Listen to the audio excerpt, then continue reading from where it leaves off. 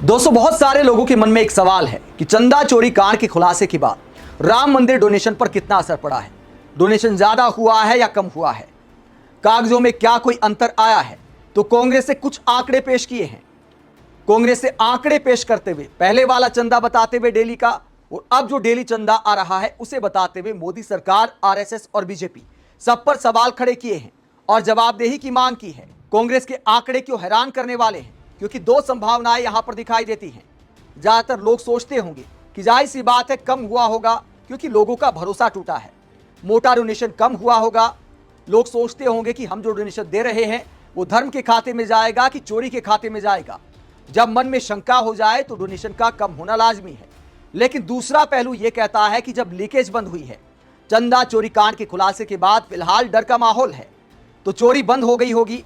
तो अब जो डोनेशन जा रहा है वो सीधे राम मंदिर के खाते में जाएगा, बीच के चोरों के पास नहीं जाएगा। राम मंदिर डोनेशन को लेकर कांग्रेस ने जो आंकड़े पेश किए हैं, जो अंतर बताया है, वो हैरान करने वाला है। राम मंदिर में डेली के डोनेशन में कितना अंतर आया है, कांग्रेस का बयान आगे आपको सुनाएंगे। पहले संजय सिंह ने क्या सवाल उठाया है। उन्होंने पूर्व प्रधानमंत्री अटल बिहारी वाजपेयी का एक बयान शेयर किया है, और ये बयान शेयर करते हुए किस पर कटाक्ष किया है आप समझ सकते हैं। उन्होंने कहा कि अटल जी का ये वाक्य बहुत वायरल हो रहा है, और इस वाक्य में जो वीडियो शेयर किया है उसमें अटल बिहारी वाजपेयी ने क्या बयान दिया था देश की संसद में, जरा सुनिए। सबसे महत्वपूर्ण बात यह है कि पुरानी कहावत के अनुसार इस मामले में कोई कुत्ता नहीं भौंका। अगर पहरा देने वाला कुत्ता न भौंके तो समझना चाहिए कि वो चोरों को जानता है और शामिल है। सबसे महत्वपूर्ण बात यह है कि पुरानी कहावत के अनुसार इस मामले में कोई कुत्ता नहीं भौंका। अगर पहरा देने वाला कुत्ता न भौंके तो समझना चाहिए कि वो चोरों को जानता है और शामिल है।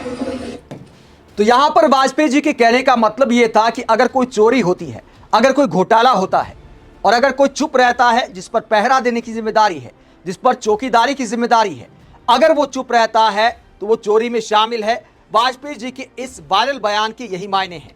इसके अलावा इस पूरे मामले को लेकर अरविंद केजरीवाल क्या कहते हैं। जब चंपत राय की चिट्ठी सामने आई है तो चंपत राय की चिट्ठी के बाद अरविंद केजरीवाल ने प्रेस कॉन्फ्रेंस में क्या कहा, जरा सुनिए। असली चोर तो बड़े बड़े हैं, वो तो कहीं और ही बैठे हैं। एसआईटी जो है वो एक दिखावा है। एसआईटी केवल और केवल लोगों को बेवकूफ बनाने के लिए है। बड़े बड़े चोरों को बचा लिया गया है। मतलब एक उनकी प्रेस कॉन्फ्रेंस के बाद ये दिखा दिया कि बस सब कुछ अब ठीक हो गया, चंदा चोरी जो है वो बंद हो गया। लेकिन सारे देश में किसी से पूछ लो, सबको दिख रहा है कि मामले को रफा दफा किया जा रहा है। पूरा जोर लगा के बड़े बड़े जो जिन्होंने चोरी की उसमें जो बड़े बड़े नाम है उनको बचाया जा रहा है, और पूरे मामले को रफा दफा करने की कोशिश की जा रही है। तो अरविंद केजरीवाल सहित तमाम विपक्षी नेता इसी बात को दोहराते हैं कि बड़े चेहरों को बचाया जा रहा है, बड़े मगरमच्छों को बचाया जा रहा है, और छोटी मछलियों का शिकार किया जा रहा है। और उसके बाद कहा जाता है कि देखिए एक्शन हो गया। और राम मंदिर चंदा चोरी का इतना असर है कि जो बीजेपी के नेता सांसद संसद में जय श्री राम के नारे लगाते हैं, भगवान राम के नाम पर राजनीति करते हैं, अचानक वो राज्य की विधानसभाओं में कहते हैं कि आप धार्मिक नारे यहां पर नहीं लगा सकते। जब महाराष्ट्र की विधानसभा में उद्धव ठाकरे गुट के विधायकों ने राम मंदिर का मुद्दा उठाया, नारेबाजी की, राम मंदिर चंदा चोरी को लेकर सवाल खड़े किए, नारे लगाए, तो उसके बाद क्या होता है। यहां पर आदित्य ठाकरे क्या खुलासा करते हैं, राम मंदिर चंदा चोरी को लेकर बीजेपी पर क्या बोलते हैं, जरा सुनिए। हर एक बात का जवाब एक्ट ऑफ गॉड हो तो शायद कल भाजपा ये भी बोल सकती है कि जो राम मंदिर के दान पेटी में चोरी हुई है वो भी एक्ट ऑफ गॉड है, क्योंकि भाजपा खुद को भी गॉड समझने लगी है। भाजपा के बहुत सारे नेता ऐसे हैं जो जूते पहन के मंदिर में जाते हैं। भाजपा के बहुत सारे नेता हैं, उनके अध्यक्ष स्वयं हनुमान जी सामने नाचते हैं, और अध्यक्ष जी देख रहे हैं कि देखो मेरा स्वागत तो हनुमान जी कर रहे हैं। और बात यही है कि अगर हमने आज सदन में जय शिवराय, जय श्री राम, जय सिया राम, हर हर महादेव अगर ये नारे लगाए तो गलत क्या है। भाजपा हम पे चढ़ के आ रही है कि ये नारे नहीं लगा सकते।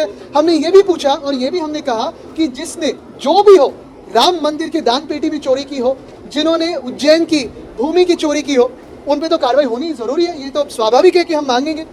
और हमने भी उसी राम मंदिर में हमारी तरफ से कुछ छोटा डोनेशन दिया था, तो हमारी निजी भावना भी उसमें है।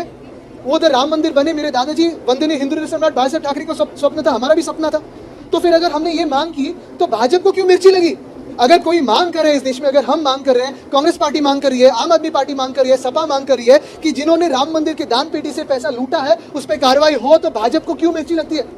क्या उसमें वो शामिल है, या उनको लगता है कि वहां के जो चोर है उनको प्रोटेक्शन दिया जाए? ये भाजपा ने जवाब दे, क्योंकि नहीं तो भाजपा बड़े बड़े होर्डिंग लगाता है, हिंदुत्व के, दूसरों को हिंदुत्व का सर्टिफिकेट देता है। आज क्यों चुप है?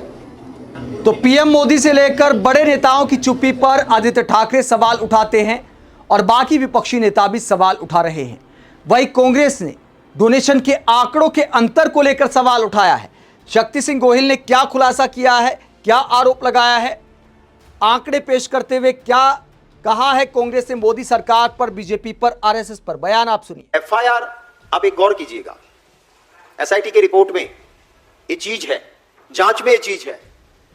एफआईआर हो गई, पब्लिक डोमेन में नहीं आया था, पर एफआईआर हो रही है। ट्रस्ट के लोगों को पता चल गया, अंदर के लोगों को पता चल गया कि अब तो पुलिस कंप्लेन हो रही है। जिस दिन ये बात वहां अंदर पता चली, उससे पहले के दिनों में रोज के 16 से 18 लाख रुपए की इनकम होती थी राम मंदिर में, चंदा की 16 से 18 लाख, जब तक एफआईआर का तय नहीं हुआ था। जिस दिन तय हुआ कि एफआईआर होनी है, उसके तुरंत वालों दिनों में 24 से 26 लाख रुपया आया, क्योंकि एफआईआर हो रही है, अब चोरी नहीं करेंगे, चोरी बंद होगी। 15 से 16 लाख हर दिन आते थे, वो सीधे बढ़ के 24 से 26 लाख हो गए। इट मींस रोज के 10 लाख रुपया आते थे चोरी के। 26 लाख आए, दिखाए 14 लाख, 16 लाख आए, दिखाए उन्होंने 22-24 लाख। तो 10 लाख रुपए की रोज चोरी, एवरी डे 10 लाख की चोरी। और ये एसआईटी की जांच में सामने आया है, ये कोई मेरा आरोप नहीं है, एसआईटी की रिपोर्ट में। हाँ, उसके बाद देशवासियों को पता चला कि जब तक ये ट्रस्ट बैठा है, मैं भगवान राम के नाम पे कुछ दूंगा तो ये चोर खा जाएंगे। तो अभी तो यात्री भी कम हुए, दान भी कम हुआ। पर वो दिन का जो रिपोर्ट है एसआईटी के पास, ये सच्चाई है, उसको देखना होगा।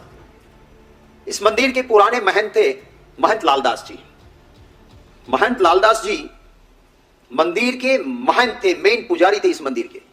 इनका उस वक्त पे जब भाजपा रथ यात्रा निकाल रही थी, तब महंत जी ने कहा कि इसको धर्म स्थान रहने दो, इसे राजनीति का अखाड़ा मत बनाओ।